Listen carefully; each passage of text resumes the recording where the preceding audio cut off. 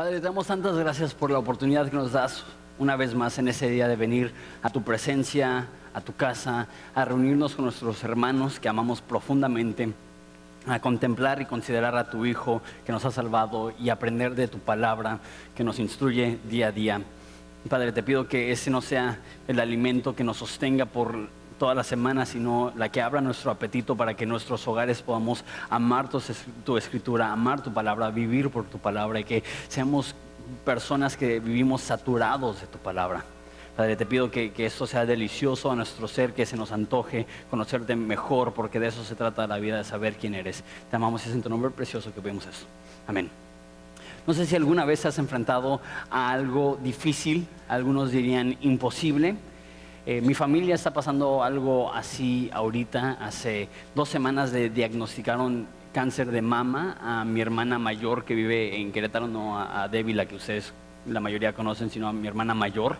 Le hicieron cirugía, le removieron el tumor y cuando entraron vieron unos ganglios anormales y hicieron una biopsia sobre esos ganglios y también salieron malignos. Entonces tiene ahora no solamente, ya le removieron el tumor en el pecho, sino que también tiene estos otros ganglios infectados. Entonces en 10 días aproximadamente van a intervenir otra vez, van a operarla. Entonces es cáncer, es maligno, es agresivo, se está esparciendo, tiene 41 años, tiene 3 hijos, un buen matrimonio, niños en preparatoria, secundaria y primaria, y te topas con una noticia así, ¿no? Esa llamada, a mí me pasó que iba en la bicicleta, vivo en Punta Banda, unas cuantas veces a la semana me vengo en bicicleta y suena mi teléfono. Normalmente no me detengo, contesto, dice: mamá, ¿dónde estás? Yo le digo: estoy en la bici, voy rumbo a la iglesia, háblame cuando llegues, es urgente. Y yo: ¿qué es? Me cuelga, no, yo no. Y así en la bici, no sé, Lance Armstrong, no sé si se acuerdan de él, y llego, le hablo y sí, pues tu hermana tiene cáncer. Y cuando recibes noticias así, cuando estás en una situación así, es a veces difícil saber qué es lo que Dios quiere hacer, y es interesante. No les digo eso para que me tengan lástima, al contrario, estamos confiados de que Dios va a hacer algo en la vida de mi hermana. Ella tiene el ánimo por los cielos, ella está muy, muy, muy fuerte, es una persona muy fuerte, y sabemos que Dios va a hacer lo suyo. Sabemos que Dios odia el cáncer y que Dios la puede sanar, y esa es nuestra petición, que la sane. Pero a fin de cuentas, lo bello en la situación es ver la confianza que tiene mi hermana, que Cristo la ama, que Cristo está en control y que Cristo va a hacer lo que a fin de cuentas va a hacer para su gloria. Pero bueno, el pueblo de Israel estaba en una situación parecida, lo hemos estado hablando, que es que tenían que tomar posesión de la tierra prometida, una tierra que fluía leche y miel, pero había una oposición que estaba habitado por pueblos poderosos, y antes de siquiera entrar a la tierra prometida y pelear y luchar, tenían un obstáculo, que es el obstáculo que vamos a ver el día de hoy, que es el río Jordán. El río Jordán es un río que no es muy grande, pero sí es más o menos unos 30 metros de ancho. Para que se den una idea, este auditorio, si no mal recuerdo, son 20 metros de ancho. Entonces imagínate un auditorio en medio de ancho el río. Entonces no está muy, muy grande, pero nos dice la historia que era el tiempo de lluvias. Entonces no se imaginen un río que te llega a la rodilla. Eso hubiera sido demasiado profundo para cruzar caminando. Eso hubiera sido un río que tenía corrientes fuertes, y a lo mejor podemos imaginarnos cómo 2 espías pueden cruzar sin ningún problema, pero no estamos hablando ya de 2 espías, estamos hablando de 2 millones de personas, incluyendo niños, incluyendo ancianos. Y cómo va a poder cruzar el pueblo de Israel este obstáculo. Esa es la historia que vamos a considerar hoy. El plan de hoy es el mismo que la semana pasada. Son 17 versículos, los voy a leer y explicar, les voy a dar mucha información. A lo mejor la primera mitad del estudio no sea muy, muy lleno de aplicaciones y de cosas que a lo mejor crees que son necesarias, pero ya al final del estudio te vas a dar cuenta que sí son necesarias. Entonces vamos a darle unos 20 minutos a considerar todo el texto, y después vamos a ver 7 cosas que debemos de aplicar a nuestras vidas de la historia de Josué en Josué 3. Dice versículo 1: Josué se levantó de mañana, él y todos los hijos de Israel partieron de Sittim y vinieron hasta el Jordán y reposaron ahí antes de pasarlo. Entonces Josué se levanta y trae a todos los hijos de Israel al Jordán. Como ya les dije, son 2 millones de judíos y reposan junto al río. ¿Cuánto tiempo? Nos dice el versículo 2. Y después de 3 días, los oficiales recorrieron el campamento y mandaron al pueblo diciendo: cuando veáis el arca del pacto de Jehová vuestro Dios y los levitas sacerdotes que la llevan, vosotros saldréis de vuestro lugar y marcharéis en pos de ella. Entonces llegan al río Jordán y están ahí por 3 días. Y ya en el capítulo 1 habían recibido la promesa de parte de Dios que efectivamente iban a cruzar el Jordán. Sin embargo, no habían recibido las instrucciones de cómo iban a cruzar el Jordán. No sabían si iban a tener que construir un puente, no sabían que iban a ver si tenían que nadar, sálvase quien pueda, ¿no? Y cruzar de alguna forma. Solamente saben, están 3 días ahí enfrente del Jordán. Y nos dice que la indicación para saber cuándo levantarse a cruzar es que el arca del pacto iba a ser llevado por los levitas sacerdotes y los iban a seguir. Entonces, sé que muchos de los que vienen a Horizonte no tienen mucho tiempo de cristianos, son cristianos nuevos, o hay mucha gente que ni siquiera son cristianos, que solamente vienen porque les gusta aprender y quieren conocer un poco de Dios. Y llegamos a cosas como el arca del pacto, y a lo mejor algunos tenemos algunas ideas, a lo mejor algunos tenemos ideas equivocadas, a lo mejor algunos nada más no tenemos ni idea de lo que es, pero les explico lo que es el arca del pacto. El arca del pacto típicamente estaba dentro de lo que se conocía como el tabernáculo. El tabernáculo era como su tienda de campaña, como su templo andando que el pueblo de Israel llevaba, y la cultura judía estaba llena de artículos sagrados. De hecho, es muy diferente a nosotros como cristianos del nuevo pacto, que Dios ya canceló y ya cumplió todas esas cosas. Ya nosotros no necesitamos un templo, ya no necesitamos sacrificios, ya no necesitamos esos ritos, ya no necesitamos esas reliquias, pero ellos sí tenían una cultura llena de reliquias y artefactos sagrados, y el más sagrado era el tabernáculo. Y en el tabernáculo había 2 partes que se llamaba el lugar santo y el lugar santísimo. En el lugar santo tenían varios artefactos, una vez más, varios artículos sagrados, y en el lugar santísimo solamente había un artículo, y eso era el arca del pacto. O sea, que para la cultura judía el arca del pacto era el artefacto más sagrado que podía haber. El arca del pacto representaba la presencia de Dios mismo en la tierra. Era tan sagrado que nadie podría estar en la presencia de esta arca mientras estaba en el lugar santísimo, más que una vez al año podía entrar el sumo sacerdote y por unos cuantos momentos, y eso era todo. Y cuando viajaban, la gente sí podía ver el arca del pacto, pero no la podían tocar. Lo que pasaba es que tenían unas argollas y atravesaban esas argollas con palos y lo cargaban. Pero en cualquier ocasión que personas llegaban a tocar el arca del pacto, morían. Era un artefacto tan sagrado que el simple hecho de tocarlo hacía que terminara tu vida. Y eso es lo que se está levantando. Y es interesante porque hay 2 cosas aquí que rompen un poco el patrón que se estableció en el resto de la ley. La primera cosa es que dice que los levitas sacerdotes van a llevar el arca del pacto. Los levitas son una tribu de Israel enorme. De hecho, son 12 tribus de Israel, cada una de ellas muy numerosas, cientos de miles. Y los levitas era una tribu que estaba dedicada 100% al cuidado del templo y del sacerdocio y de las cosas de Dios. Y dentro de los levitas habían unos que se llamaban de la familia de Coat, que su única ocupación era trasladar el arca del pacto cuando necesitaba ser movida. Esa era su única responsabilidad dentro del templo. Sin embargo, en 3 ocasiones en la historia de Israel, Dios le pide a los sacerdotes que lleven el arca del pacto. No sabemos por qué, pero lo que sí sabemos es que de primera intención el hecho que los sacerdotes son los que están llevando el arca del pacto nos demuestra que es algo especial, que es algo fuera de lo común. Y otra cosa que es fuera de lo común, igual en versículo 3 dice: marcharán en pos de ella. O sea que el arca del pacto iba a ir enfrente y el pueblo iba a ir detrás. Lo que era común es que el arca del pacto iba en medio. Cuando estaban descansando, el arca del pacto iba en medio, en el tabernáculo, para que cualquier persona pudiera estar cerca, que no había tribus preferenciales, sino que cualquier tribu estaba rodeando el tabernáculo y todos estaban igual de cerca. dando a entender que Dios no tenía favoritos, que todos podían estar cerca de Dios.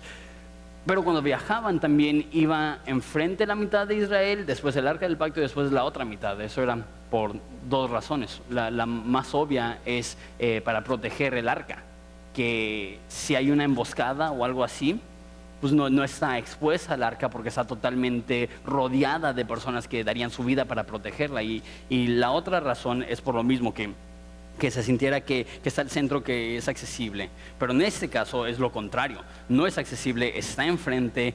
No solamente está enfrente, pero mira lo que dice en verso 4, dice: a fin de que sepan el camino por el cual habéis de ir, por cuanto vosotros no habéis pasado antes de ahora por este camino, pero entre vosotros y ella habrá una distancia de como 2000 codos, no os acercaréis a ella. Entonces no solamente está diciendo que vaya enfrente, dice que vaya enfrente 2000 codos. Y tú dices, ¿qué es eso? ¿Como 2000 personas egoístas? ¿O qué significa que pasen 2000 codos enfrente de el arca? Eso es una medida del codo del meñique. Esa es la medida de un codo, aproximadamente 50 centímetros. Entonces 2000 codos serían como 1000 metros o 1 kilómetro. Entonces el arca del pacto iba a ir como 1 kilómetro enfrente de los 2 millones de israelitas y les iba a mostrar por dónde ir, porque ellos no sabían a dónde ir. Versículo 5. Y Josué dijo al pueblo: santificaos, porque Jehová hará mañana maravillas entre ustedes. Entonces esa palabra santificados nosotros lo escuchamos como pórtense bien, ser santos, pero para los judíos ese concepto de santificados, y eso lo he explicado varias veces, pero para el judío había 2 estados en los cuales podías estar, que era puro e impuro. Y todos estaban impuros por actos que cometían. De hecho, hasta habían cosas y sacrificios que se hacían por los pecados que ni sabías que habías cometido, porque cada uno de nosotros tenemos los pecados que sabemos que hicimos y los pecados que ni nos dimos cuenta, que tomamos una actitud irrespetuosa, que tomamos una actitud arrogante, que dijimos algo que no debimos de haber dicho, que tomamos algo que no nos pertenecía. Hay pecados que ni siquiera nos damos cuenta. Entonces lo que tenían que hacer las personas es periódicamente lavarse el cuerpo, demostrando, ok, he cometido pecados y necesito ser limpio de eso, y se limpiaban el cuerpo, y eso era lo que significaba santificarse. Se conoce como un rito de purificación. Ahora, recuerda que los judíos han estado en el desierto por 40 años, y en el desierto, ¿qué es lo que hace falta? O sea, pues agua, ¿no? Y nosotros que vivimos en el desierto de Baja California nos damos cuenta, hace falta agua. Y asumo que tenían cierta higiene y cierta limpieza, pero cuando vives en el desierto simplemente no puedes tener la higiene que quisieras tener. Entonces básicamente le está diciendo, ok, ya están frente al río Jordán, son 2 millones de ustedes, vayan y purifíquense, vayan y báñense. ¿Te imaginas por fin así?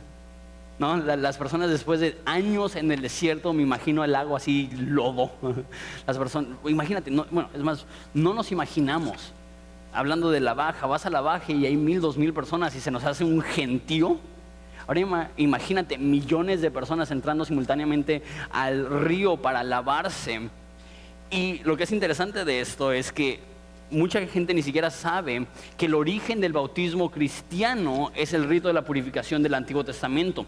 Que la gente lavaba su cuerpo, y lo que estaba diciendo es, así como necesito lavar mi cuerpo, necesito que mi espíritu sea lavado. Y qué interesante que más de 1000 años después, ¿dónde estaba bautizando Juan el Bautista? En el río Jordán. ¿Y dónde fue bautizado Jesús? Jesús fue bautizado en el río Jordán.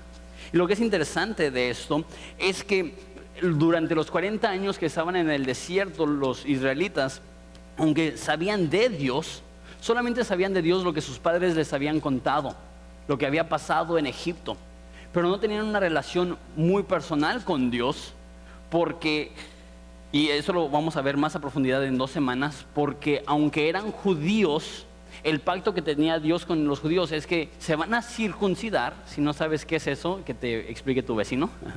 Que se tenían que circuncidar, y esa era la forma en la cual el mundo iba a saber que eras el pueblo de Dios, y nadie se había circuncidado.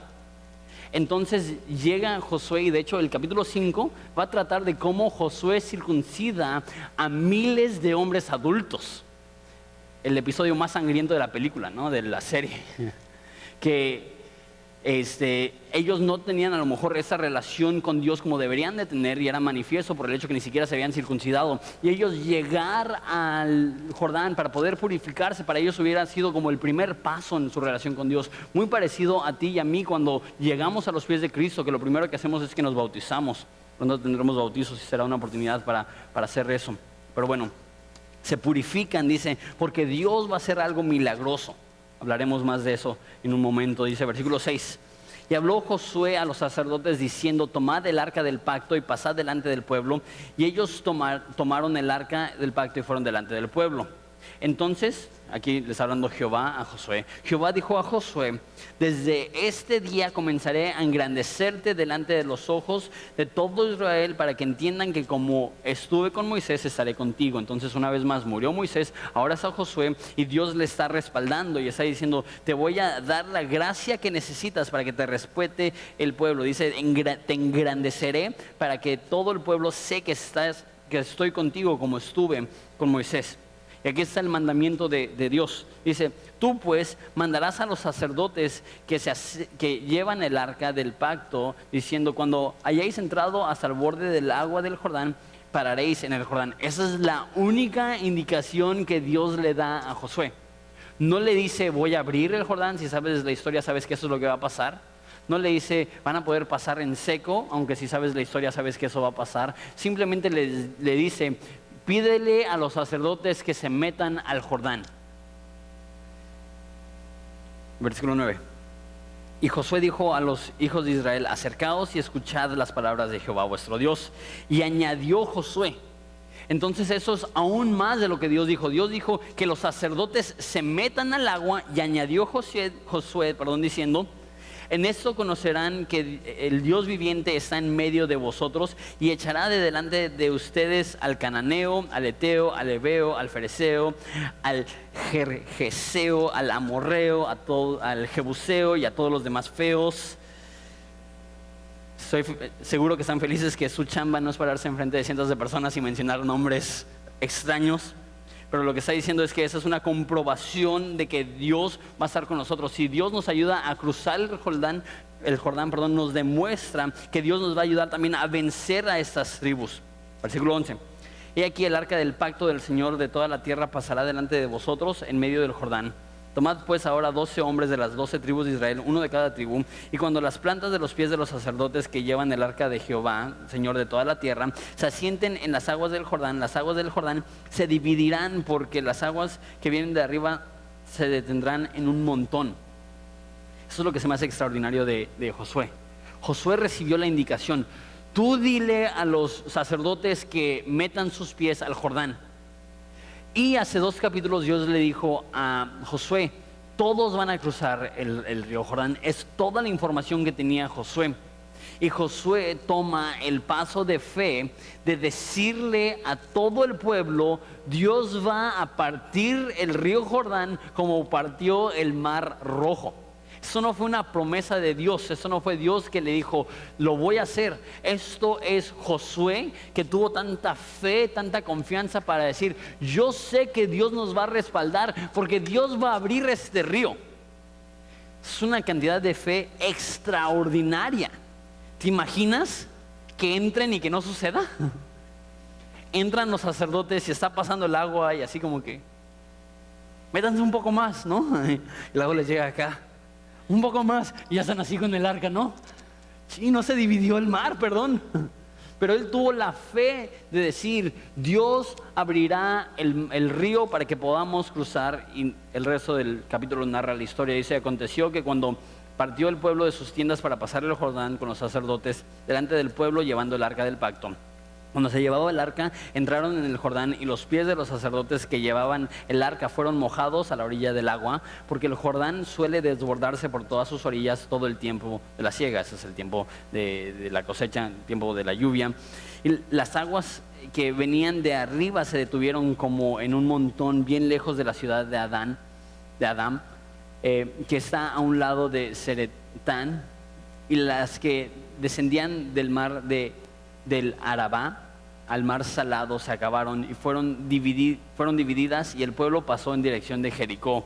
mas los sacerdotes que llevaban el arca del pacto de Jehová estuvieron en seco, firmes en medio del Jordán, hasta que todo el pueblo hubo acabado de pasar el Jordán y todo Israel pasó en seco.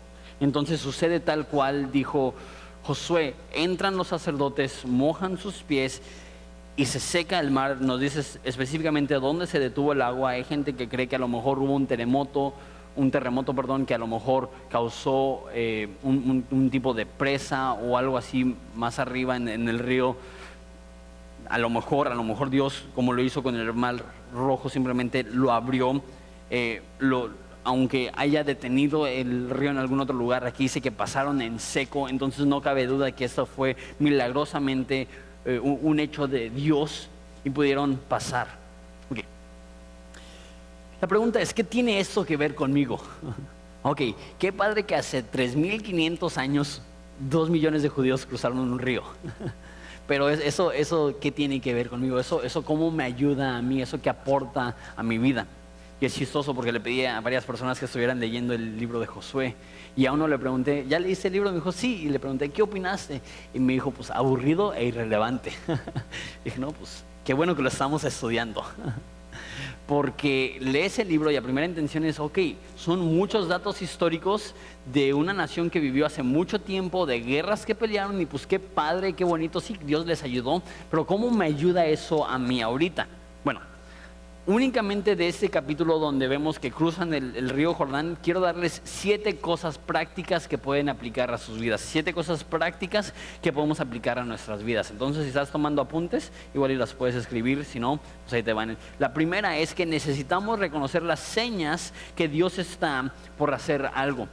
Vimos que habían varias cosas interesantes que se hicieron con el arca del pacto. Una de esas es que los sacerdotes estaban cargando el arca del pacto. Eso era poco común. Otra cosa es que los sacerdotes iban enfrente. Eso era poco común. Entonces Josué sabía que Dios estaba por hacer algo milagroso por las indicaciones que había recibido hasta ese momento. Dios no le hubiera pedido que los sacerdotes tomaran el arca y que los sacerdotes fueran enfrente, a menos de que Dios estaba a punto de hacer algo milagroso. Yo creo que esa es la razón que Josué tuvo el valor de decir: Dios va a abrir el mar rojo, porque estaba viendo las señas, estaba viendo el entorno, estaba viendo la situación y estaba diciendo: ok, Dios ya está haciendo algo especial. Lo mismo diría para nosotros. Tenemos que entender que hay ciertas señas, hay ciertas cosas que indican que Dios está por hacer algo milagroso.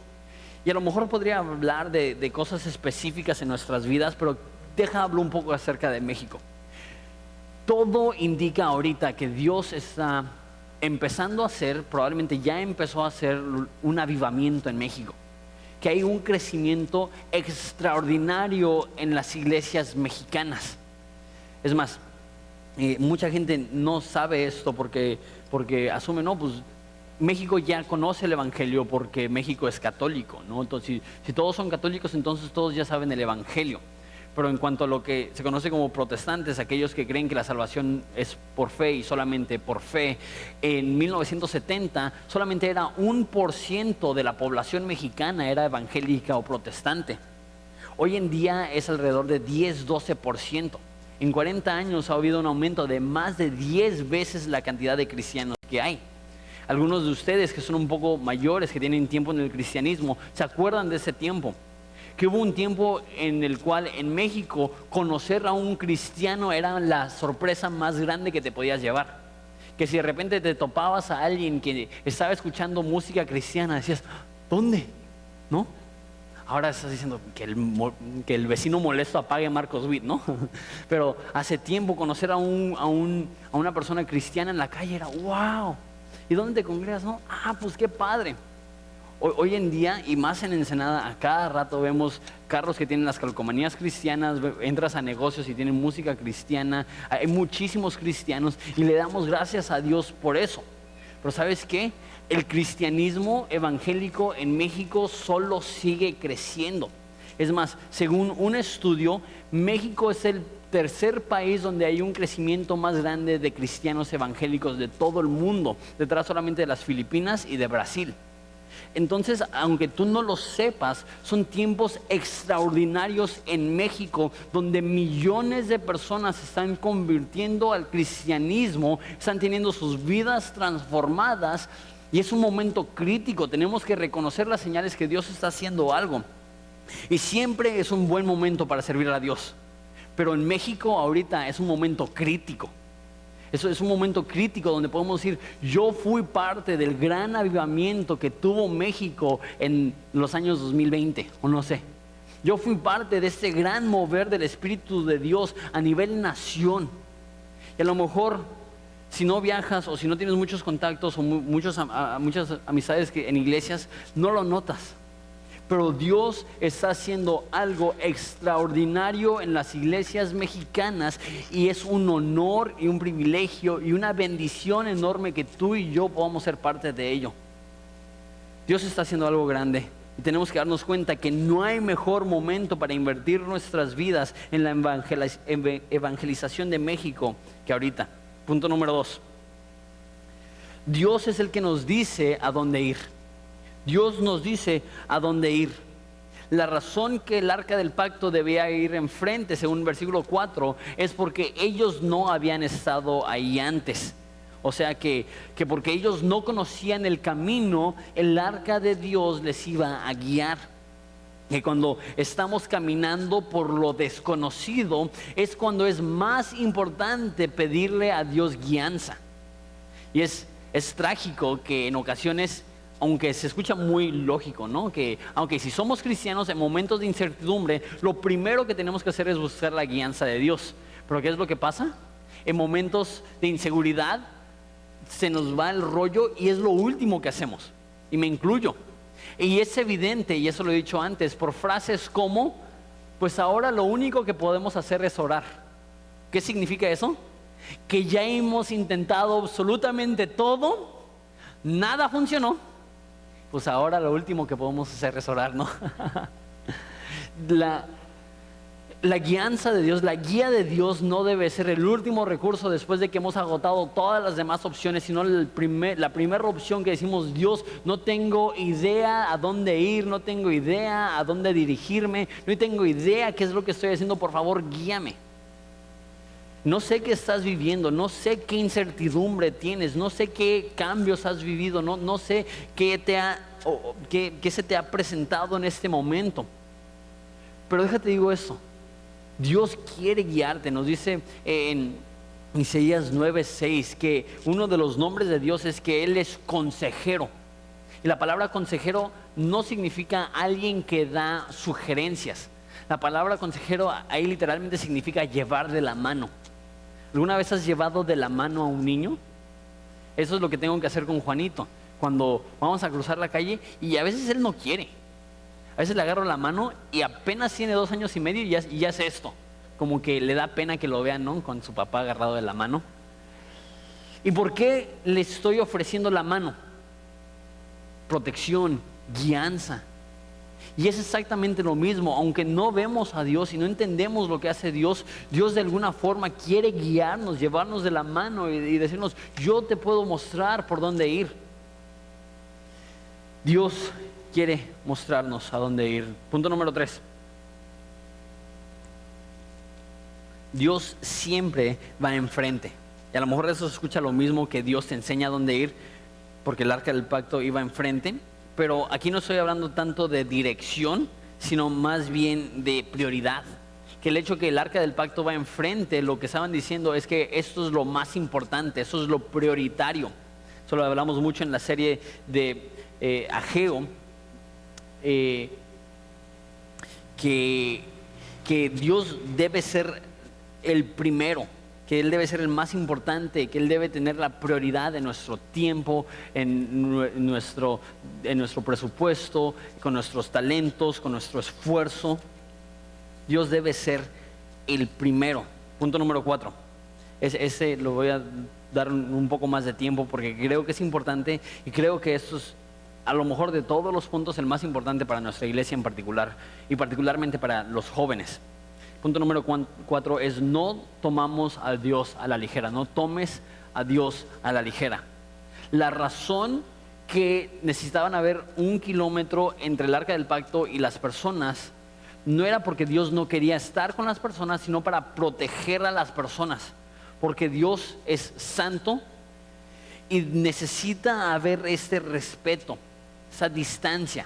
Ahora, tú y yo, nos dice la Biblia, que desde que murió Jesús estamos cubiertos de la sangre de Jesús, y dice la Biblia que podemos acercarnos confiadamente al trono de la gracia, y que no tenemos por qué alejarnos de Dios en temor, que no tenemos por qué tener distancia entre nosotros y Dios.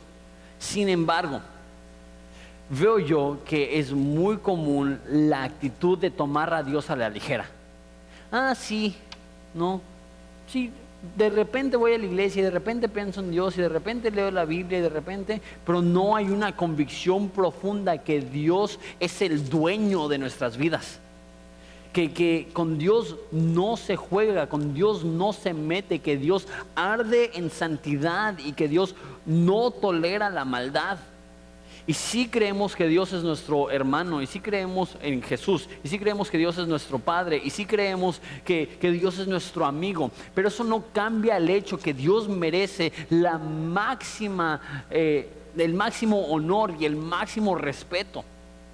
Y lo digo que es importante para jóvenes, porque a veces nosotros tomamos Dios tan a la ligera, hasta la forma que hablamos de Dios, la forma que pensamos en Dios, la forma que le hablamos a Dios.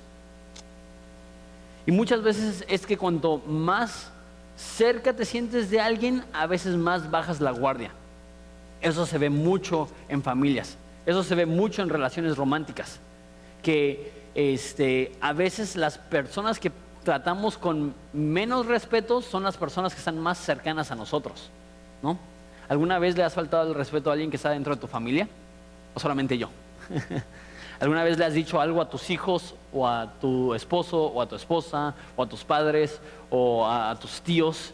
Cosas que dices, eso no se lo diría a ninguna otra persona en el mundo. Dices, ¿cómo se me sale eso? Pero es que tanto tiempo con alguien que te sientes en el derecho de expresarles cómo te sientes y que te valga sus sentimientos y que te valga respetarlos. Eso es grave cuando sucede en una familia. ¿Cuánto más cuando sucede con Dios? Que le demandamos cosas a Dios. La Biblia dice, ¿quién le ha dado a Dios de tal modo que Dios le es deudor? Dios no te debe nada.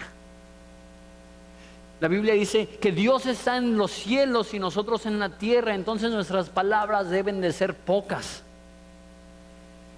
Y mucha gente dice, ok, entonces no tomamos a Dios a la ligera. Eso significa que necesitamos ser reverentes en todo lo que hacemos. Y digo, no necesariamente necesitamos ser reverentes en todo lo que hacemos, pero sí necesitamos ser reverentes en la forma que nos conducimos en cuanto a las cosas de Dios. Y tenemos que ser reverentes en la forma que hablamos con Dios. Que realmente reconozcamos. Y es como si estuvieras una persona de eminencia. ¿Cómo estarías con ellos? A lo mejor tranquilo sabiendo que esa persona en eminencia te ama, te quiere, pero al mismo tiempo no bajas la guardia, no le tuteas, no te presentas de Dios de esta forma. Ahora no estoy diciendo que le tienes que hablar a Dios de usted, pero lo que sí estoy diciendo es que necesita haber reverencia en la forma que te conduces y te diriges con Dios. Esto, yo creo que la generación pasada lo entiende esto. Una vez más, por la Iglesia Católica. Mucha gente se le ha enseñado que tienes que respetar a Dios y esto. Y entras a una Iglesia Católica y es solemne y es callado y la gente le calla a los niños y no digas nada. Pero muchas veces en el ambiente cristiano no hay solemnidad y no hay respeto y no hay honra. Y una vez más, obviamente no estoy diciendo que todo necesita ser súper formal y no estoy diciendo que todo necesita ser súper estricto. Lo que sí estoy diciendo es que la forma que vemos a Dios debe de ser con respeto, con temor, con honra. Es punto número 4. Punto número 5. Nos santificamos porque Dios hará lo milagroso. Ahorita lo explico. En versículo 5 Josué dijo, santificados porque Jehová hará mañana milagros entre vosotros. A mí se me hace muy interesante la forma que lo dice. No dice santificaos para que Dios haga milagros, dice santifíquense porque Dios hará milagros entre ustedes. O sea, el hecho que Dios va a hacer lo milagroso es un hecho. Dios va a partir el río Jordán, eso es un hecho. Dios ya lo prometió, Dios ya dijo que los llevará al otro lado del Jordán. Entonces santifíquense por eso. No es hagan lo correcto para que Dios les dé su milagro, es Dios va a mostrarse fiel a su palabra, Dios va a ser milagroso y por ende obedecemos y por ende nos santificamos y por ende vivimos de la forma correcta. Porque muchos de ustedes han aprendido equivocadamente que si quieres un milagro te lo tienes que ganar. En el caso de mi hermana o algún familiar que tú tengas enfermo, he escuchado iglesias que dicen, ok, si tienes un familiar enfermo, entonces tienes que dar X cantidad de pesos en tu ofrenda si quieres que Dios la sane. Uno de los casos más brutales y asquerosos de esto que escuché en una iglesia, que un esposo fue a la iglesia a pedir oración para su esposa que tenía cáncer. Y la respuesta del pastor no fue déjame orar por ella. La respuesta del pastor es ¿cuánto estás dispuesto a dar para que tu esposa sea sana? Y el hombre era rico y sacó las llaves de su Mercedes y se lo dio y dijo si me puedes garantizar que mi mujer será sana. Y el pastor dijo si me das el carro, si lo donas para la iglesia, Dios va a sanar a tu esposa. La esposa está muerta. Y eso es un caso extremo. Pero lo que hemos escuchado más seguido es, pues está yendo mal, pues porque no tienes suficiente fe, o porque no has confiado en Dios, o porque no has sido fiel en tus diezmos, o porque no has sido fiel en tu lectura de la Biblia, o porque no has sido fiel en tu oración, o porque no has sido fiel en tu asistencia a la iglesia. Y creemos que Dios solamente actúa milagrosamente para aquellos que se lo ganan. Pero aquí lo que dice Josué no es santifíquense para que venga el milagro. Dice santifíquense porque viene el milagro. Dios va a hacer lo milagroso y en gratitud a lo que Dios va a hacer, nosotros nos portamos con gratitud, nos portamos de la manera correcta. Ahora, sé lo que estás pensando. ¿Y cuál es mi milagro? ¿No? ¿Qué es lo que Dios me ha prometido a mí? Y yo creo que esto definitivamente incluye milagros como sanidad. Esa iglesia lo creemos, estamos orando por la sanidad de mi hermana y creemos que Dios la puede sanar. A mí me tocó una vez orar por una mujer que llegó y le dijeron que tenía cáncer terminal, que su cuerpo estaba invadido. Oramos por ella y a la próxima semana dijo, me hicieron exámenes y no tengo nada. Eso lo creemos que Dios sana, lo hemos visto en cosas grandes así, en cosas pequeñas. Yo antes sufría mucho de hemorragias en mi nariz y hubo un día donde todo el día me estuvo sangrando la nariz y estuve así todo el día, ya estaba mareado, ya me dolía en la cabeza y un amigo puso su mano sobre mi cabeza y empezó a orar y veía cómo estaba chorreando la sangre de mi nariz. Y cuando dijo Dios te pido que lo sanes, sentí como si lo hubieran cerrado a la llave y literalmente en ese momento dejé de sangrar. Y eso es algo chiquitito, pero yo creo que Dios puede obrar de manera milagrosa. Lo hemos visto vez tras vez en esta iglesia. Puede ser que el milagro que Dios tiene para ti es la sanidad de un enfermo. Puede ser que el milagro que Dios tiene para mí es la sanidad de mi hermana. Puede ser que tú necesitas una intervención económica, que estás batallando económicamente y necesitas que Dios te bendiga en una área financiera. Puede ser en un área financiera, puede ser que Dios provea eso. Creemos que Dios puede, creemos que nada limita a Dios y que si Dios quiere, Él puede sacarte de ese apuro económico. A lo mejor es una relación, un conflicto relacional que tienes, que tu milagro que necesitas es que te perdone tu esposo, es que te perdone tu esposa, es que te perdone tu mamá, es que te perdone tus hijos, es que te perdone un conocido. Y llegas aquí con el corazón pesado porque dices, la he regado demasiado. Y a lo mejor Dios te va a proveer el regalo de que llegues a tu casa y que tu esposo te diga te perdono, que tu esposa te diga te perdono, que tus papás te digan te perdono. O a lo mejor el milagro que necesitas es que tú tengas la valentía de acercarte a aquella persona que tú ofendiste y decir, ¿sabes qué? Perdóname, necesito tu perdón.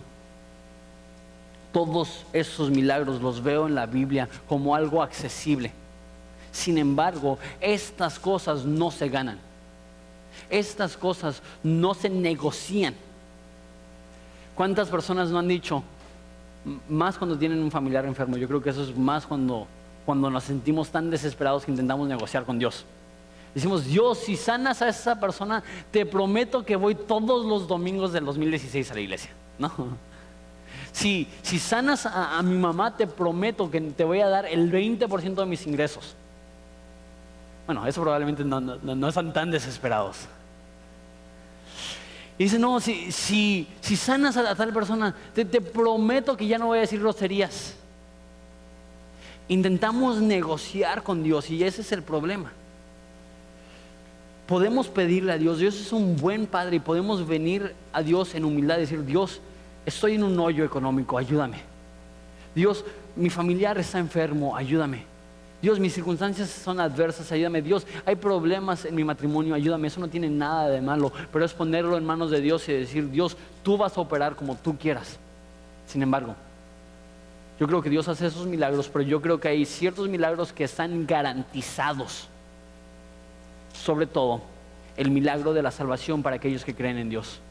Y yo creo que si vemos todo esto es más una historia de salvación de nuestras almas que una historia de cómo un pueblo cruzó un río.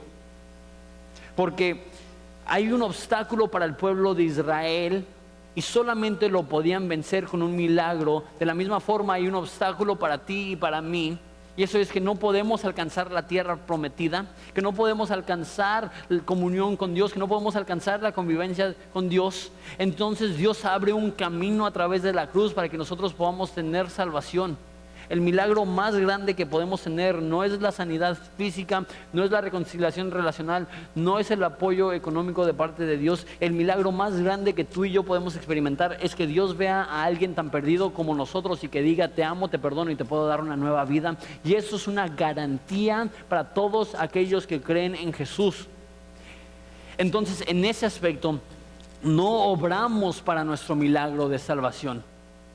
No es nuestra rectitud que produce salvación, más bien es la salvación que produce en nosotros rectitud.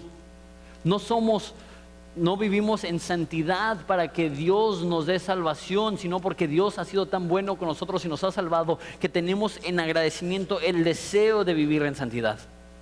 Últimos 2 puntos, sé que hace calor, gracias por su atención. Dios no pide que hagas lo lógico, Dios pide que hagas lo correcto. Eso lo digo porque veo esa historia y vamos a hablar de esto mucho en esta serie. Que Dios le pide al pueblo de Israel que hagan cosas muy extrañas, ilógicas. Les digo unas cuantas cosas ilógicas. Una de las cosas ilógicas es pasar el artefacto más sagrado enfrente. Obviamente el artefacto más sagrado lo quieres proteger. ¿Qué haces enviándolo 1 kilómetro enfrente del ejército? ¿Qué si hay una emboscada? ¿Qué si llega un flechazo y le dan al pobre sacerdote que ni puede cargar un escudo porque está cargando el arca del pacto? No tiene nada de sentido pasar el arca del pacto enfrente. No tiene nada de sentido mandar a los sacerdotes a que se metan al agua para que Dios parta el mar. Son 30 metros, igual y si se la maquinan pueden hacer un puente. No sé, hay otras formas de cruzar que tienen un poco más de lógica, que espero que Dios seque este río. Hay más cosas, el hecho que tienen que darle vueltas a Jericó. Eso estratégicamente es la peor decisión que puedes hacer. Porque cuando estás dando vueltas a la ciudad, ustedes han visto películas de guerra. ¿Para qué sirven los muros? Para que se pongan los arqueros arriba y hacerles llover flechas, para que hiervan aceite y se lo dejen caer. El lugar más desprotegido que puedes estar es abajo de los muros, y Dios les pide que por 7 días estén rodeando el muro. No solamente eso, probablemente la peor estrategia es lo que les dije que va a pasar en capítulo 5, que Josué va a circuncidar a todos los hombres antes de ir a la guerra. ¿Te imaginas? Tengo un amigo que fue circuncidado como adulto y estuvo fuera de operación por como 10 días. Ahora imagínate todo el ejército antes de ir a la guerra. ¿Saben qué? Antes de ir a la guerra necesitamos hacer algo de volada. Josué, si quieres que vaya a la guerra, no te me acerques, ¿no? Salvar a una prostituta. No tiene lógica. Pero Dios no les está llamando a que hagan lo que es lógico, sino lo que es correcto. Dios no les está pidiendo que sean racionales, sino obedientes. Y hay ocasiones, y no sé qué es lo que Dios está pidiendo que hagas, pero hay ocasiones en las cuales Dios no te pide que hagas lo que es más lógico. Lo veo en los estudiantes del Instituto Bíblico. Los estudiantes del Instituto Bíblico son de las personas más criticadas por su familia. Porque dicen, ¿cómo vas a sacrificar una carrera para estudiar la Biblia? Y no todos sacrifican, hay personas que hacen las dos cosas. Pero a veces seguir la guía de Dios no tiene sentido. A veces ser obediente a Dios no tiene sentido. Pero Dios no te está pidiendo que hagas lo más correcto, más bien lo que es más lógico, sino lo que es más correcto. Punto número 7, con eso terminamos. Dios a veces te pide que tomes pasos de fe antes de saber lo que Él está haciendo. Dios a veces te pide que tomes pasos de fe antes de saber lo que Él está haciendo. Es interesante que cuando Dios abrió el mar rojo, lo único que tuvo que hacer Moisés fue meter su vara y se abrió el mar. En esta ocasión no fue así, sino que los sacerdotes tuvieron que entrar al río. Eso ya es un paso de fe mucho más grande que simplemente meter un palo. Les recuerdo, era durante el tiempo de la lluvia, el río estaba corriendo, había una corriente fuerte. Y no sé si es solamente mi imaginación, pero la forma que yo me la imagino es que están entrando, están intentando no perder el balance y está chapoteando toda el agua. Y es un paso de fe, meterse a este río confiando que Dios realmente va a abrir el mar. Como dije, imagínate la humillación de que Josué diga, y sabemos que Dios va a estar con nosotros, porque Dios va a abrir el río, y que entren y están así como que, no, pues llamen a los ingenieros que necesitamos un puente, ¿no? Pero Dios respaldó ese paso de fe. Y hay veces que tienes que tomar el paso de fe sin saber qué es lo que Dios va a hacer. Y como digo, no sé cuáles son las barreras y obstáculos que hay en tu vida, no sé cuáles son los problemas que tienes en tu vida, pero a veces es esa incertidumbre, en vez de permitirte seguir avanzando, te cohíbe y te limita y dices, no, ya no voy a avanzar, ya no voy a crecer, ya no voy a creer, ya no voy a seguir adelante hasta que Dios me demuestre qué es lo que va a pasar. ¿Sabes qué? No funciona así. No funciona así, porque Dios te pide que tomes pasos aun cuando no ves cómo Él va a solucionar las cosas. Y en el aspecto general, esto aplica a cualquier área de tu vida. No importa en qué te has trabado, no importa en dónde estás, no importa qué circunstancias se te ha enfrentado. Dios no te está diciendo que esperes hasta que entiendas todo antes de avanzar. Él te está pidiendo que tengas fe y que avances, y que sobre la marcha Él va a proveer, y sobre la marcha Él va a solucionar, y sobre la marcha Él va a dirigir, y sobre la marcha Él va a proveer lo que necesitas. Fe y el temor son polos opuestos. Muchas veces lo que más limita la fe es el temor a qué es lo que va a pasar, qué es lo que van a decir, qué es lo que va a suceder. Que tengamos la suficiente fe para decir, no entiendo, no veo, no sé, pero creo lo suficiente para obedecer y tomar los pasos que Dios me está pidiendo que haga, cual sea ese paso. Ahora, les reitero, todo esto es más grande que solamente superar los obstáculos que nos presenta la vida. Esto es más que cómo vencer tus deudas, esto es más que cómo relacionarte con otras personas, esto es más que cómo obtener sanidad. Hay un problema mucho más grande, un obstáculo mucho más grande, ya lo mencioné. Ese es nuestro pecado, y eso es que no tenemos acceso a Dios en nuestro propio mérito. Al contrario, si nos acercamos a Dios en nuestro propio mérito, lo que merecemos es el infierno y su ira y el juicio. Y Dios, en vez de mostrarnos ira, juicio y condenación, nos muestra gracia en su Hijo, nos abre el mar para que podamos entrar en una relación con Él. Esto sucede en la cruz del Calvario, eso sucedió en el madero hace 2000 años. Y ahora, por el sacrificio de Jesús, nosotros tenemos acceso a Él. Y hoy es el primer domingo del mes, entonces vamos a celebrar la Santa Cena. Entonces sería un error que yo enseñara este pasaje simplemente como Dios te quiere ayudar con tus problemas, aunque es cierto, pero hay algo más cierto, y eso es que Dios ya solucionó tu mayor problema. Eso es que no podías acercarte a Él. Como los israelitas, tenías que mantener tu distancia, pero ahora el velo está roto. ¿Y qué es lo que estaba adentro o detrás del velo? el lugar santísimo y el arca del pacto, y ahora tú y yo podemos tener acceso a la presencia misma del Padre por la obra de Jesucristo. Podemos entrar confiadamente, como ya mencioné, al trono de gracia para encontrar descanso y socorro. Y todo esto es por la cruz de Jesús, todo esto es por su sacrificio. Entonces les voy a pedir que se pongan de pie todos.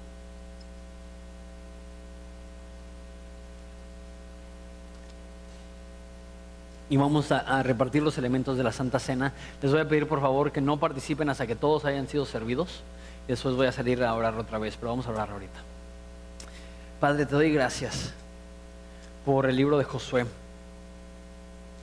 Que aunque a lo mejor la primera intención decimos, ¿qué tiene que ver conmigo el hecho que 2 millones de judíos cruzaron un río hace 3.500 años? Pero hoy recordamos que muchos de nosotros estamos en circunstancias en nuestras vidas que no entendemos, que queremos obedecer mandatos que no comprendemos, que tenemos que tomar pasos de fe que no sabemos. Pero podemos estar aquí diciendo, no sé por dónde me llevas, pero sé quién es el que me lleva. Podemos estar aquí confiados diciendo, no sé qué es lo que me espera en un futuro, pero sé quién es el que me está llevando a ese futuro. Y a lo mejor estamos aquí con miedo por la incertidumbre, porque no hemos estado aquí antes, porque no hemos pasado esto antes, porque estamos navegando aguas que nos hacen sentir incómodos. Ayúdanos a mantener nuestros ojos en Cristo, el autor y consumador de nuestra fe.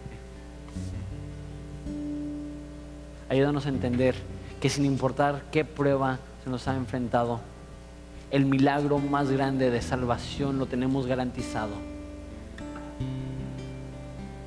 Pero Padre, a veces nos falta la fe. Y a veces necesitamos ver tu mano obrando en lo cotidiano, moviendo lo que es imposible, para recordarnos que eres el mismo Dios de Abraham, Isaac y Jacob, y tú no necesitas hacerlo, pero a veces nos falta la fe y necesitamos esta confirmación.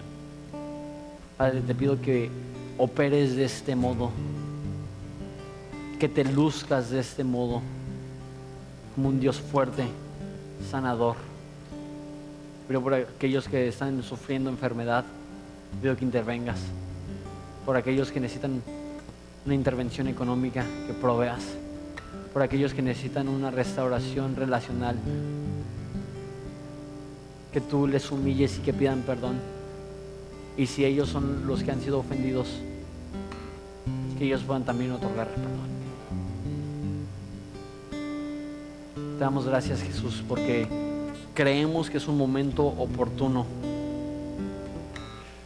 No queremos solamente venir aquí y sentirnos plenos y llenos, sino que queremos salir y ofrecer esperanza a un mundo que te necesita.